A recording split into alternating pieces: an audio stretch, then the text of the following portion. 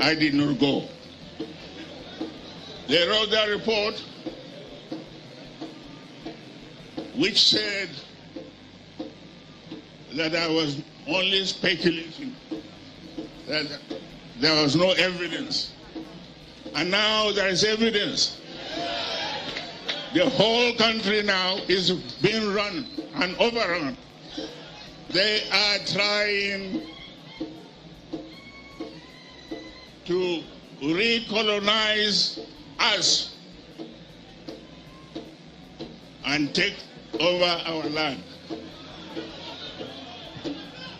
Can I allow you to defend yourselves? Your Majesty, you've heard what they've said. You must then unite our people. A lot of the attacks that I got was from our people. They said I told them to defend themselves. I didn't give them arms. I will not give you arms. Find out how these people who have it got it.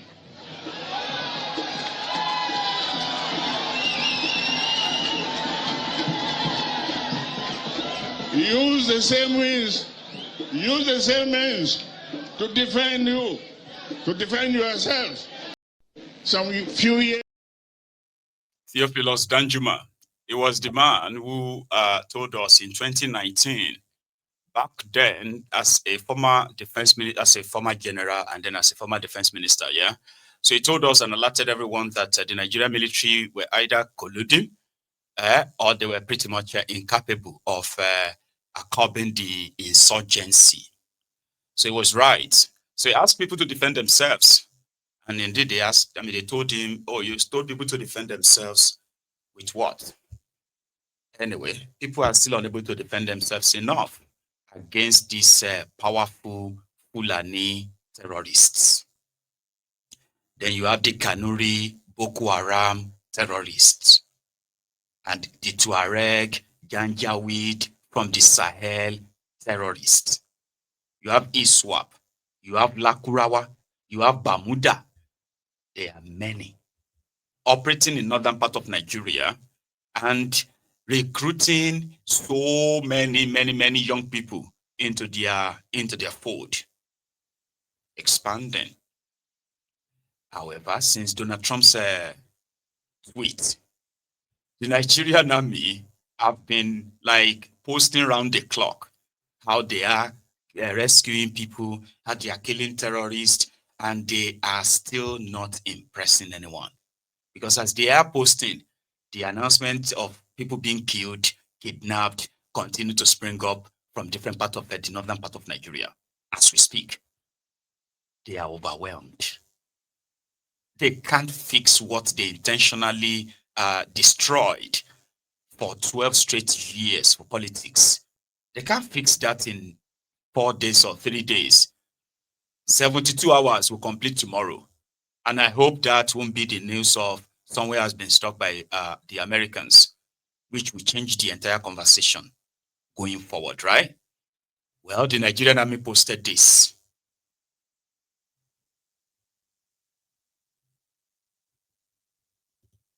Oh, I was kidnapped on Thursday, about 3:45 p.m.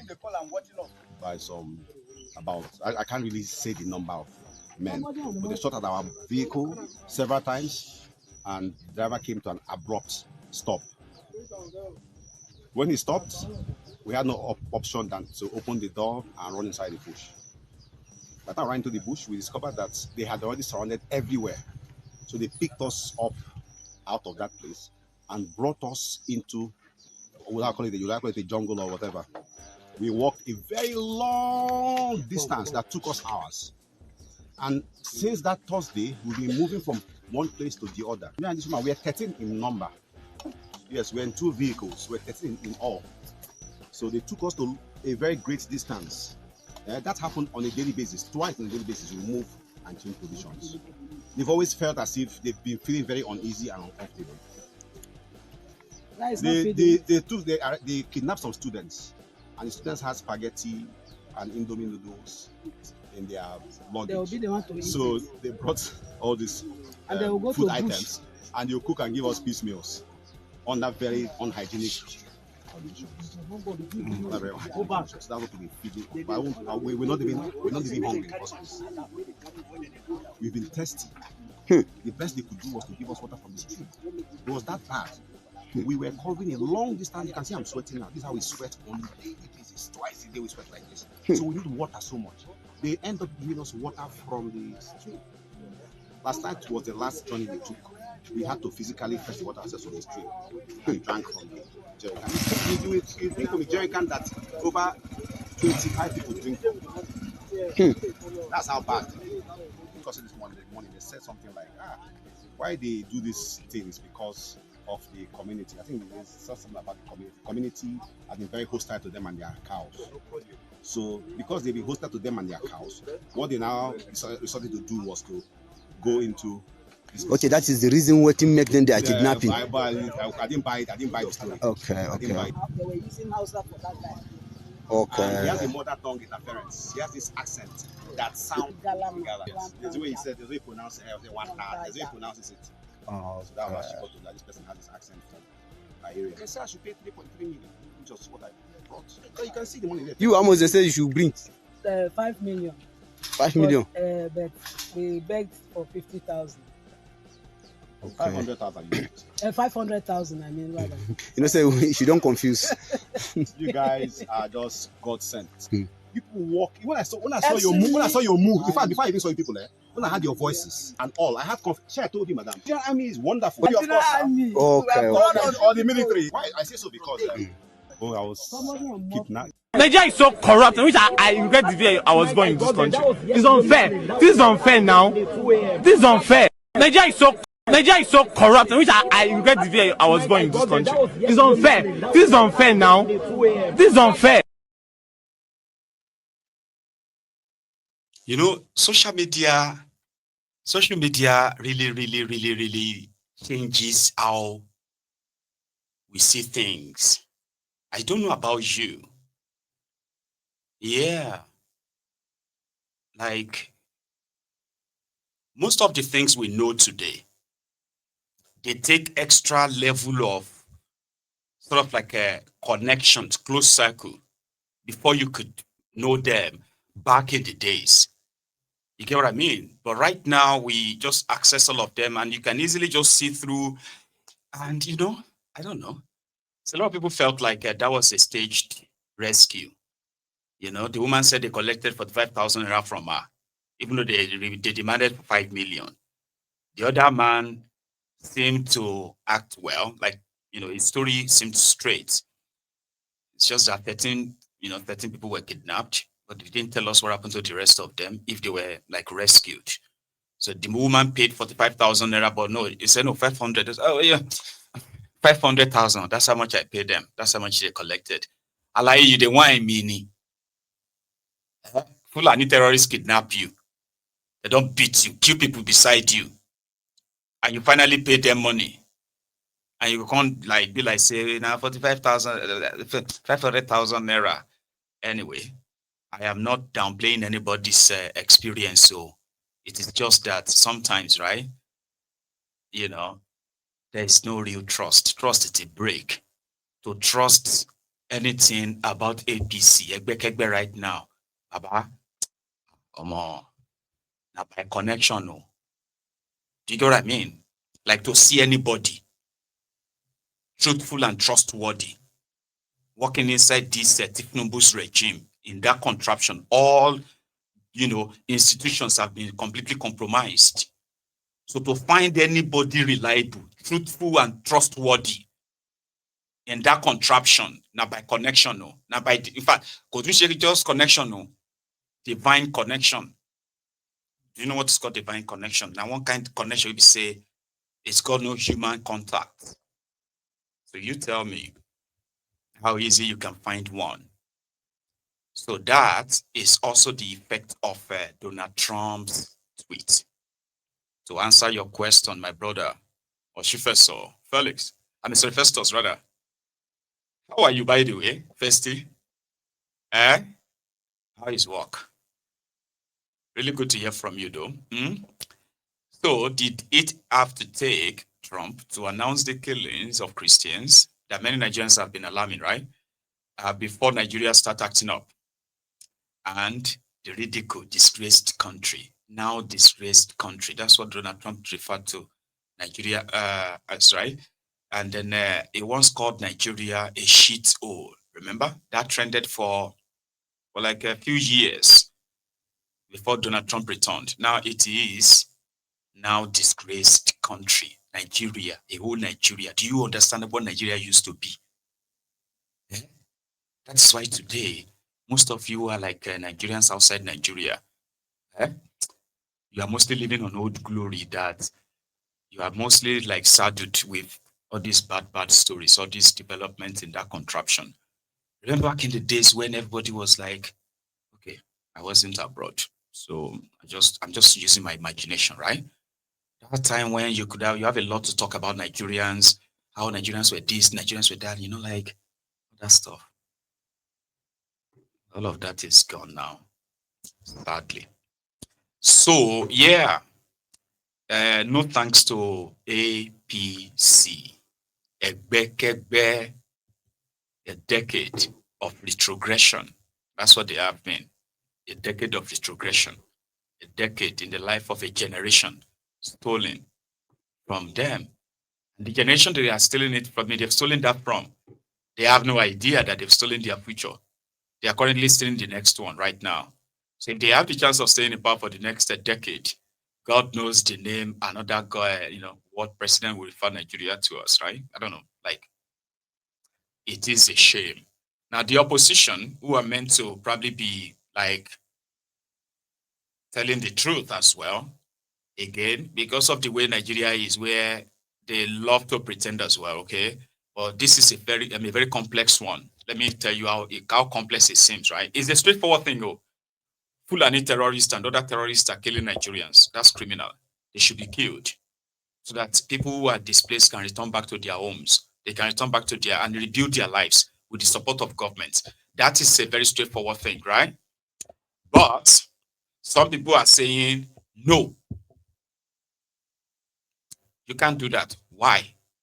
Because you said that you only talk about the Christians. You didn't talk about the Muslims that are killed. I said, okay, did you talk about the Muslims killed? Well, I didn't talk about the Muslims killed, but why are you talking about the Christians killed and you are not talking about Muslims killed? I said, I'm talking about Christians killed. You should be talking about the Muslims killed, right? Okay, you know what? Okay, fine. Let's settle it. Christians and Muslims are being killed. In fact, those who have no religion have been killed. Who is killing them? Fulani terrorists. Can we use that? Right? And Boko Haram terrorists. So we agree, right? Great. Now let's go after them and clear them out and kill them. And then they say, no. If you go out and kill them now, you are going to cause religious war. What? What are you talking about? Like, didn't we just agree just a moment ago that these people who are killing these Nigerians have to be killed? Yeah, but not like that. Let us negotiate with them. Let us. This is the situation. This is a problem. Because everybody trying to grandstand and then pretend.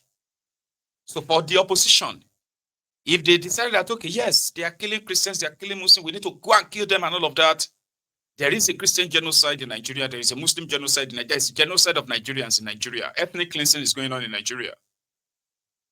We stand with Nigerians. No. The jihadists in northern Nigeria, the ones that are yet to be carrying guns, those ones with phones and the internet, the ones they believe are very powerful enough to probably reject Tiknumbu and come to them, they will be on the bad book. So they have to deny it. This is supposed to be the spokesperson for their coalition. Now listen, he categorically denied any Christian genocide in Nigeria or any genocide at all. A country that is not at war and thousands of people are being killed. Just like that. Come on, man. Opposition. A religious lens. To what extent? Because there are misgivings. I mean, naturally, from a different political prism that you are standing different from this government, and you can see the situation differently. But the conversation here, the truth that we need to tell ourselves, and that those of us who believe that the U.S. president is not particularly very polite in his use of language, and he doesn't respect other people. It's called Nigeria a now disgraced country. I disagree totally with that kind of statement. Absolutely. And as a Nigerian, I take an exception to those kind of... Just for a moment. And when he said in his first term, the way he described Africa and some part of this world as a word that we can use on television here, I mean, those are impolite words of a leader of an advanced world on painting the rest of the world. Absolutely. But we need to introspect as a people, either in the opposition or in the ruling party, to ask ourselves the stark reality and the truth. That really, and it's interesting that you are from Kwara. Kwara recently started bearing the brunt of some kind of insurgency described as banditry. Is it true that one would describe this kind of thing as a genocide, either on a people or in a particular faith? No. It's not. It's difficult. Is it correct? It is not correct. Absolutely. So there is no genocide on any faith in Nigeria? There is no... I cannot say there is evidence of genocide. And from what we have seen, we cannot describe what is going on as genocide, right? But the point I'm making, and I apologize to say that, you are also missing the point. The question here is not about how the Americans are framing it, right? The question is that people are being killed in Nigeria, and we had opportunity to engage, to let the Americans know that there's no genocide going on in Nigeria. And there's no genocide going on along religious lines in Nigeria. But we did not take that opportunity. I just told you here, a 2023 report released in 2024 by U.S. State Department, and they said they've engaged with Nigerians.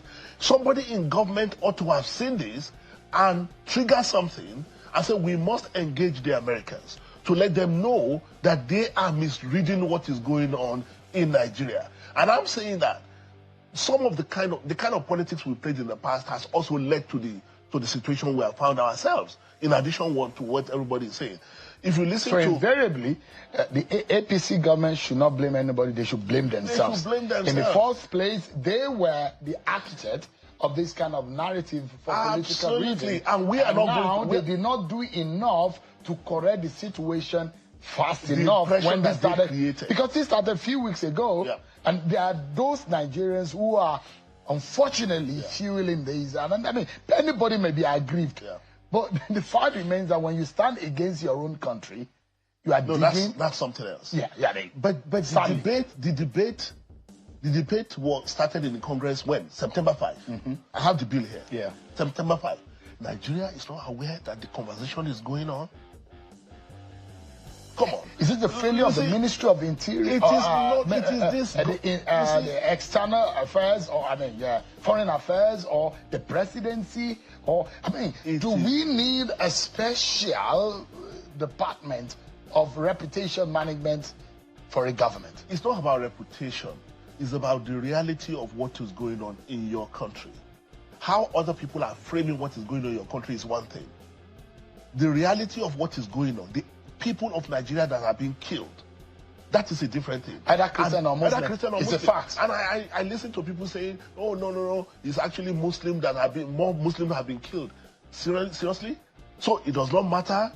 I heard Governor Wike saying that his father was a Christian, the president's wife was a Christian, and nobody is accusing this government of persecuting Christians. Or religious bigotry. So they are missing the point. And that is usually the case. They miss the point because they think any... He, as the spokesperson for the opposition or the coalition, right, is smart in handling it. Like hold it, like juggle it, and just bounce it back. Even if you ask him, what would you have done differently? You know? And then they denied any genocide going on. Because the word genocide means like the government is behind it. You get what I mean? Like, 100,000 people have been killed or 1 million people have been killed by these terrorists. And these killings were orchestrated against the Christians by the government. What do you think is going on? Let me ask you.